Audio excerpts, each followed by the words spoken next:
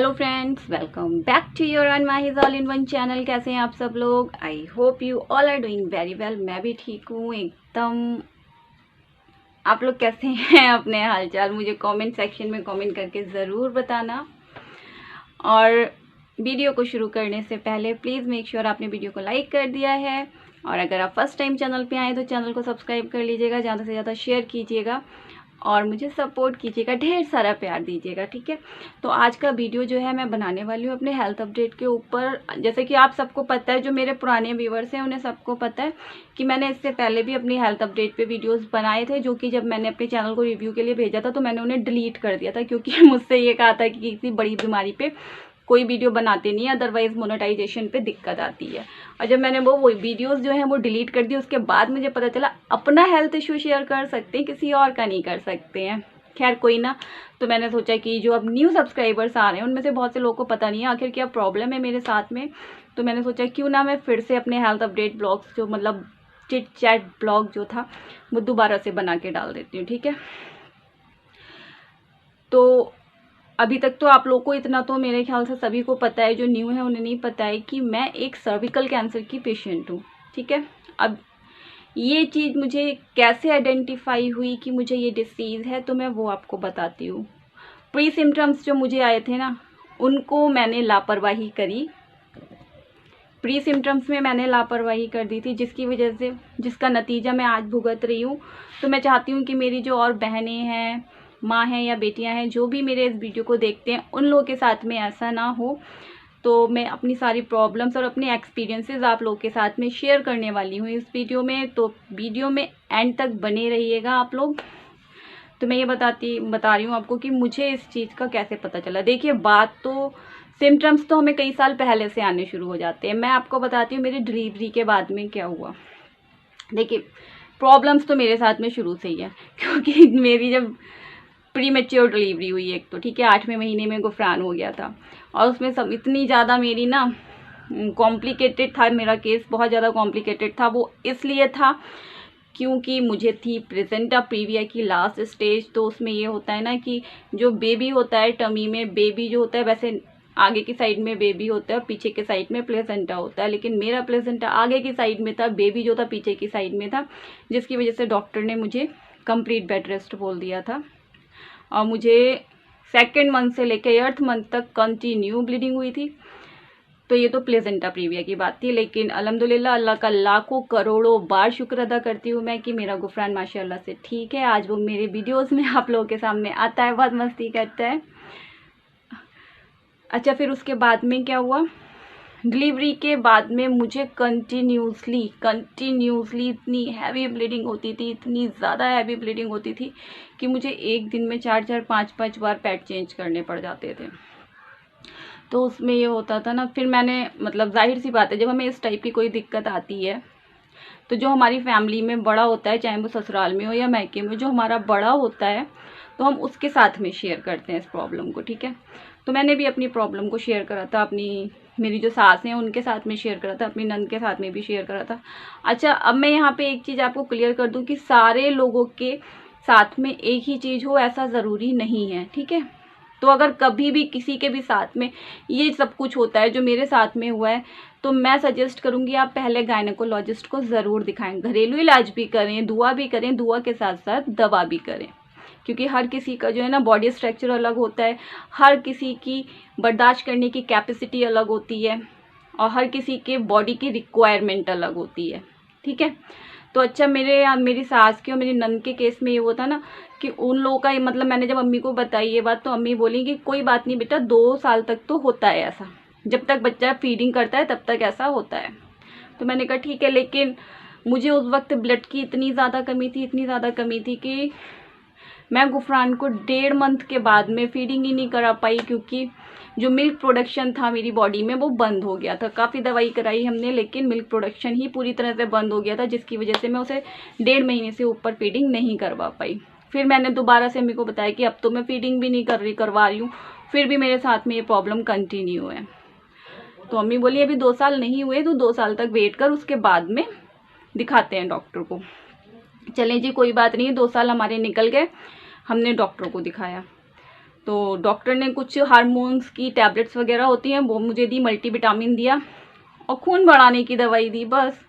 तो मैं इतना तो मतलब बचपन से ही मैं दवाइयाँ बहुत खा रही हूँ, तो इतनी तो नॉलेज थी मुझे कि हाँ ये मल्टीविटामिन्स हैं और ये जो है आयरन टॉनिक है और ये हार्मोन्स की दवाइयाँ हैं। तो वो बस ये 3 बेसिक दवाइयाँ उन्होंने मेरी चलाई, कोई फ़ायदा नहीं है उससे। मुझे कंटिन्यू 7 ईयर्स तक ये प्रॉब्लम मेरे साथ में बनी रही, कंटिन्यू 7 ईयर्स तक। जब ये प्रॉब्लम फिर मैंने फिर से एक डॉक्टर को दिखाया, अच्छा उन्होंने जो मेरा ट्रीटमेंट करा उसमें पता नहीं क्या करा, फिर तो एकदम से ब्रेक लग गए, फिर तो कुछ 1.5-2 साल तक कुछ हुआ ही नहीं, मतलब मुझे पीरियड्स आने बंद हो गए थे।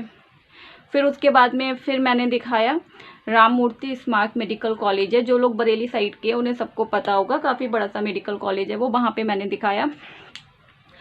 तो वहाँ पे पता चला कि मुझे ओवेरियन सिस्ट है। नहीं, राम मूर्ति तो मैं बाद में गई थी, पहले मैं बाराबंकी में हम लोग एक एनजीओ से जुड़े हुए थे, तो उसकी मीटिंग्स चल रही थी, उसके सिलसिले में हम लोग बाराबंकी गए हुए थे। वहाँ पे अचानक से मेरे लोअर एब्डोमेन में और मेरे बैक में इतना भयंकर, इतना शदीद, एकदम बर्दाश्त के बाहर वाला दर्द हुआ कि मैं चेयर पे बैठी थी तो बैठी रह गई, मुझसे उठना तक मेरा मुश्किल हो गया था। तो फिर इन लोगों ने फ़ौरन ही मुझे, मतलब मेरे हस्बैंड ने मुझे फ़ौरन ही वहाँ के एक डॉक्टर को दिखाया, तो उन्होंने फ़ौरन ही अल्ट्रासाउंड कराने को बोला। अल्ट्रासाउंड कराया तो उसमें पता चला कि मुझे ओवेरियन सिस्ट है, लेफ्ट में 2 सिस्ट थी एंड राइट में 1। ठीक है, तो उसका फिर ट्रीटमेंट, अब चूँकि हम लोग यहाँ के रहने वाले थे तो हम वहाँ से, मैंने उनसे साफ साफ मना करा अपने हस्बैंड से कि मैं यहाँ से कंटिन्यू नहीं कर पाऊँगी, क्योंकि यहाँ पे, क्योंकि जहाँ हम रहते हैं ना पीलीभीत और बाराबंकी के बीच में अच्छा खासा डिस्टेंस है। तो मैंने कहा नहीं, अभी इनसे सिर्फ पेन किलर्स ले लो जिससे दर्द जो है सही हो जाए, 2-3 दिन बाद हम लोग घर चल ही रहे हैं, फिर वहाँ पे दिखाएंगे अपनी गायनेकोलॉजिस्ट को। तो ये बोले ठीक है। अच्छा, वहाँ पे जो हमारा ट्रीटमेंट चला ना, उसमें उन्होंने जो हमें मेडिसिन दी उससे मेरा दर्द बिल्कुल सही हो गया, मुझे रिलीफ मिल गया। तो फिर मेरा इस चीज़ की तरफ से ध्यान हट गया। लापरवाहियाँ मैंने खुद भी बहुत की हैं। फिर उसके बाद में 1-1.5 साल बाद फिर मुझे वही दर्द हुआ, फिर से मेरा अल्ट्रासाउंड हुआ, तो पता चला वो सिस्ट जो है और बड़ी हो गई है। फिर मैं गई हूँ राम मूर्ति में, तो वहाँ पे दिखाया है, तो फिर उन लोगों ने भी मेरा 1 साल ट्रीटमेंट करा, वो सिस्ट मेरी सही हो गई। फिर क्या होता था ना कि सिस्ट होती थी सही हो जाती थी, होती थी सही हो जाती थी, 3-4 बार ऐसा ही लगा रहा मेरे साथ में। फिर उसके बाद में मेरे थाइज में, लोअर एब्डोमेन में और बैक में, कूल्हा जिसे बोलते हैं ना, कूल्हा बैक साइड में इतना भयंकर मेरे दर्द रहने लगा, बहुत ही भयंकर वाला। फिर उन लोगों ने मेरा TBS करवाया। TBS में पता चला कि उन लोगों को लगा कि हाँ कुछ गड़बड़ है। तो फिर उसके बाद में 1 महीना मेरी दवा चली है, उसके बाद फिर मेरा TBS हुआ, तो फिर भी वो प्रॉब्लम जो थी कंटिन्यू थी। फिर पता उन्होंने मुझे कुछ टेस्ट लिख के दिए, पैप स्मेयर, HPV DNA और ब्लड के 2-3 टेस्ट और थे, वो भी लिखवा के दिए। तो वहाँ पे ये क्लियर हुआ कि मुझे सर्विकल कैंसर की स्टार्टिंग है। अगर अभी, तो हमारी जो डॉक्टर थी उनका कहना था कि अगर आपकी अभी क्रायो सर्जरी हो जाती है तो आप क्योर कर जाओगे। हालांकि मेरे हस्बैंड ने तो साफ साफ बोल दिया था कि आप जो है यूट्रस रिमूव कर दें, अगर हमें सेकेंड बेबी चाहिए होगा तो मैं अडॉप्ट कर लेंगे। लेकिन जो गायनेकोलॉजिस्ट थी ना, उन्होंने कहा नहीं अभी क्योर हो जाएगा, इनकी कंटिन्यू दवाई चलेगी, 6 सर्जरी होंगी इनकी, क्रायो सर्जरी 6-6 हफ्ते के गैप पे, इससे क्योर हो जाएगा। तो हमने कहा ठीक है। अच्छा, एक चीज़ मैं यहाँ पे बता दूं कि जब हमें सर्विकल कैंसर होता है और प्राइमरी स्टेज पे होता है ना, तो क्रायो सर्जरी होती है, उसको ठंडी सिकाई भी बोलते हैं। अगर वो यूट्रस के अलावा हमारे अदर बॉडी ऑर्गन्स में हिट करता है तब होती है कीमोथेरेपी। ठीक है, तो सर्विकल में मोस्टली यही होती है क्रायो सर्जरी। तो मेरी क्रायो सर्जरी हुई 6-6 हफ्ते के गैप पे। तो उसके बाद में जब मेरी लास्ट सर्जरी होनी थी, तो ये मैं लास्ट कुछ जो हेल्थ अपडेट वाला मेरा वीडियो था उसमें मैंने आपको बताया भी कि मुझे इतनी ज़्यादा सीवियर वो हो गई थी ना एलर्जी, कि डॉक्टर्स ने हाथ खड़े कर दिए कि भैया हम कुछ नहीं कर सकते। तो जब डॉक्टर ने हाथ खड़े कर दिए, फिर उन्होंने मुझे दिल्ली के लिए रेफर लेटर बना के दिया। अच्छा, हुआ क्या था ना, जो हमारी गायनेकोलॉजिस्ट थी उन्होंने मेरे यहाँ पे भी एक काफ़ी बड़ा सा ना एक ट्यूमर टाइप का हो गया था, जिसकी वजह से मुझे पानी पीने में भी दिक्कत होती थी। तो उन्होंने लिखवाया कि यहाँ से जो है, यहाँ से आपके जो इस गांठ के अंदर लिक्विड है वो निकाला जाएगा, उसको टेस्ट के लिए भेजा जाएगा। तो यहाँ पे जो गांठ थी उसका लिक्विड निकाला गया, बहुत दर्द हुआ था मेरे, मैं 1 हफ्ते तक इस करबट से नहीं सो पाई थी, ये सब सूज गया था मेरा इतना हिस्सा। वो जांच जो थी मेरी बॉम्बे गई थी, वहाँ से 15 दिन के बाद मेरी रिपोर्ट्स आई हैं। भैया अल्लाह बेहतर जाने, था मुझे सर्विकल कैंसर, और उन्होंने दवाई चला दी TB की।